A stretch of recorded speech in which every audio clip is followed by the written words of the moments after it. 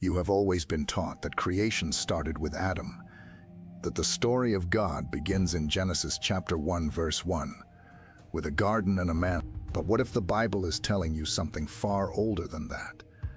What if there are ages woven into Scripture that we have overlooked? The text is there, whispering, if you listen close enough.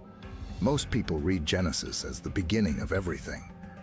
Yet the Hebrew text suggests something far more complex underneath. There is a reason Job mentions morning stars singing together. There is a reason Psalm 82 speaks of an assembly of the mighty of gods judging among themselves. These are not metaphors scattered carelessly through Scripture. The earth in the opening of Genesis is described with a word that changes everything. Tohu va bohu, formlessness and void. Most readers glance past it, but ancient Hebrew scholars understood the weight here.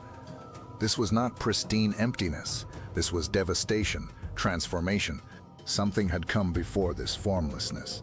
Something had changed the state of creation. The very ground beneath Adam's feet had a history. The question that arrests thinking people is simple. Why would God need to restore order if creation was untouched? When the text says God created the heavens and the earth, it uses the word bara, to create from absolute nothing, but then immediately the earth becomes without form. Void darkness covers the deep, if bara meant pure creation moments before. Why does chaos follow? The answer rests in understanding that ages existed before humanity. Eons dimensions filled with celestial beings that no human witness. Job 40 captures this truth in language that cuts through millennia. He describes God laying the foundation of the earth. The morning stars sang together. The sons of God shouted for joy. These are not children in a nursery. These are celestial beings, angelic intelligences, witnessing creation in an age before time, recorded it in human terms. They existed, they witnessed, they mattered in the cosmic drama long before Adam drew his first breath. Here is what most theology leaves silent. The pre-Adam age was not empty. It was crowded with rebellion. Psalm 82 pulls back a curtain. Most people never notice. God stands in the assembly of the mighty. He judges among the gods.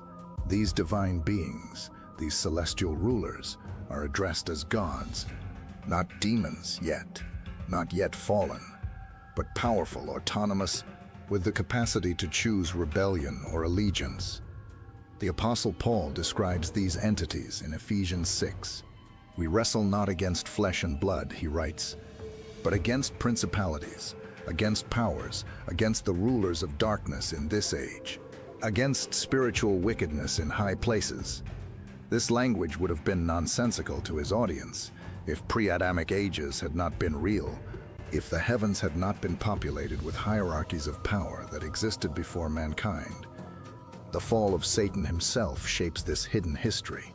Isaiah 14 and Ezekiel 28 provide the architecture of rebellion: the anointed cherub, the morning star, the covering cherub, who stood in the throne room of God.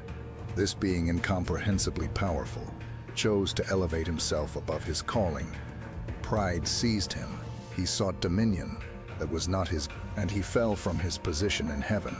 The text places this rebellion before Adam, before Eden, before the first man ever knew his own name.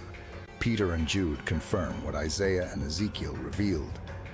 The Apostle Peter writes in 2 Peter 2 that God did not spare the angels who sinned. They are reserved in darkness, bound in chains. Jude adds crucial detail. These angels kept not their first estate. They abandoned their proper dwelling place. They left their own habitation. The rebellion was not momentary. It was definitive. A cosmic refusal to remain within the boundaries God established.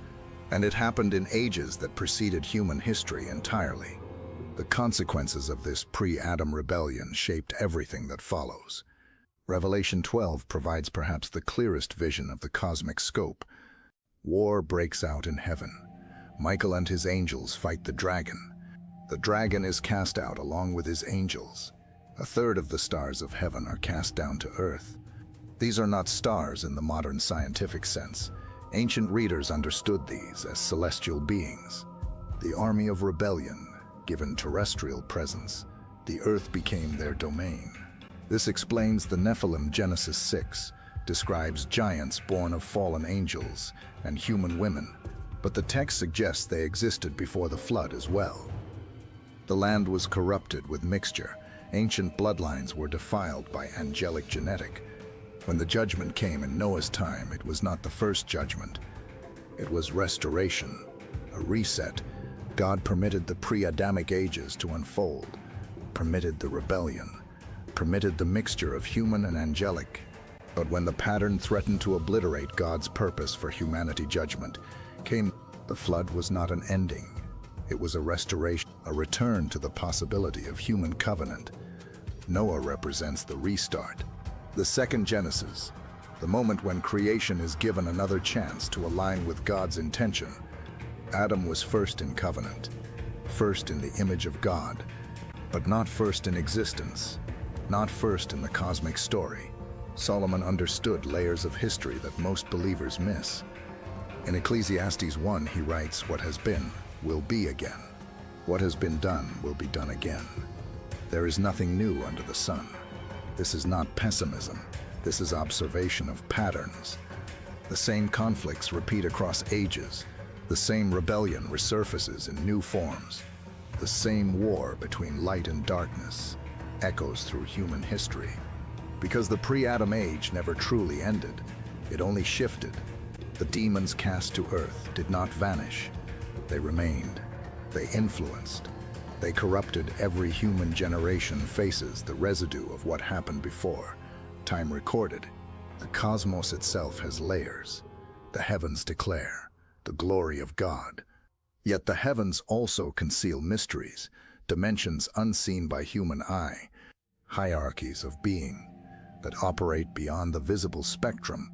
Angels and demons, principalities and powers, thrones and dominions. The pre-Adam age was alive with these entities, alive with rebellion and glory, wrestling for supremacy. The stars sang, the heavens echoed with conflict. God permitted it all. God allowed the ancient ages to unfold according to his mysterious purpose.